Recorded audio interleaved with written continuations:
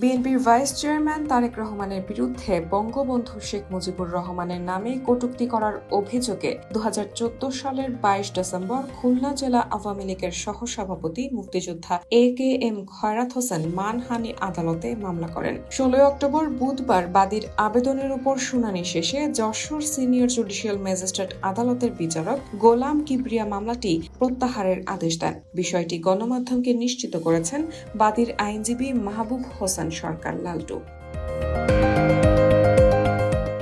মামলার অভিযোগে জানা গেছে, গত 2014 সালে 15 ডিসেম্বর লন্ডনে বিএনপির এক সভায় তারেক জিয়া বঙ্গবন্ধুকে বড় রাজাকার ও পাক বন্ধু এবং আওয়ামী লীগকে মোনাফেকের দল বলে মন্তব্য করে বক্তব্য দিয়েছিলেন। একজন মুক্তিযোদ্ধা হিসেবে এই ঘটনায় বীর মুক্তিযোদ্ধা খয়রাত হোসেন 2014 সালের 22 ডিসেম্বর মানহানির অভিযোগে আদালতে এই মামলা করেছিলেন।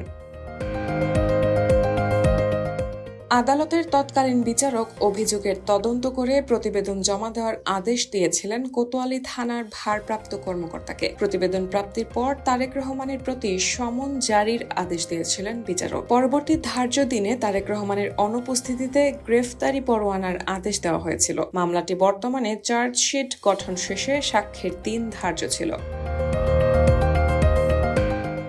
মামলা প্রত্যাহারের আবেদনে বাদী উল্লেখ করেন, বর্তমানে তিনি শান্তিপূর্ণভাবে বসবাস করছেন, ফলে এই মামলা তিনি আর চালাতে ইচ্ছুক নয়। বিচারক শুনানি শেষে আবেদনটি মঞ্জুর করেন। Rahman moon, sound of nation.